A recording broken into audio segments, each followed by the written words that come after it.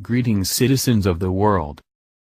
Over the past couple of weeks, NFL protests have metastasized into something racist and vile. No longer are some of these athletes happy to quietly protest by sitting or kneeling through our national anthem, as we're now seeing an increasing number of athletes flashing Black Power salutes after they sack white players on the field. President Trump has had enough, and several days ago spoke out about the NFL allowing this to go on, telling Americans to turn off the game, while advising NFL owners to get that son of a bitch off the field right now. He's fired. Over the weekend, these players held massive protests across the NFL to defy President Trump, where over 200 athletes took a knee or sat, with entire teams choosing to stay in the locker room as the national anthem played. These players have grown increasingly cocky over the past week, believing they're unstoppable, while ignoring the will of their patriotic fans, who are now causing their viewership to plummet into the double digits. As angry Americans continue to prove they have better things to do other than being bombarded with the anti-American sentiments of oppressed millionaires, Congress is now stepping in with an action that could ruin everything overnight for the NFL, with one simple swipe of a pen. One thing people don't realize is the NFL currently gets over $1 billion in taxpayer-funded federal subsidies. The fancy stadiums that these entitled players continue to kneel and disrespect our country in were bought and funded by the American taxpayer, where we've footed the bill for 20 NFL stadiums since 1997. Over the past 20 years, the American people have spent a whopping $7 billion to renovate or build NFL stadiums, providing 46% of the total costs of these fancy stadiums. But all that could soon change after what Congress just announced. In the U.S. Senate, there is a bill currently being reviewed that would ban the use of federal money for the construction and financing of professional sports arenas. Conservative Fighters reports.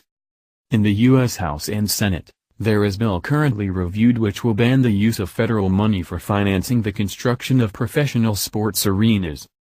Oklahoma Republican Representative Steve Russell first presented the bill a few months ago, and now has become an interest to others as well as the NFL players continue to express their dishonor of America. The bill already has bipartisan support. The federal government is responsible for a lot of important functions, but financing sports stadiums for multi-million, sometimes billion-dollar franchises is definitely not one of them, Rep. Russell said. The financing is a form of community bonds that channel taxpayers' money into the projects for construction of sports arenas. For the past 17 years, 36 professional athletic stadiums have been built or renovated by federal tax-exempted municipal bonds. This cost taxpayers $3.2 billion, the caller explained, quoting information from the Brookings Institute. Advocates for the federal funding of professional sports arenas often justify the costs by pointing to economic development, but new research shows that isn't true. There is no statistically significant positive correlation between sports facility construction and economic development, the Journal of Economic Perspectives said. Well, how about that? It turns out that there's even more that the government and taxpayers do for those players than just show up at their games and buy their overpriced jerseys. Apparently, our hard-earned tax dollars are going to help out with those stadiums that we only get to enter when we pay an additional fee, Kat from Freedom Daily reported. Unfortunately for the anti-American NFL, empty stadiums and plummeting viewership could soon be the least of their concerns.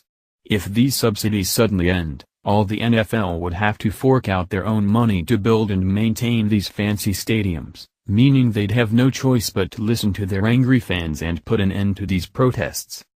As these cocky players continue to disrespect our country, our police, and every American soldier who has fought, bled, and died to protect America, the one thing they didn't consider was the will of the American people. After refusing to listen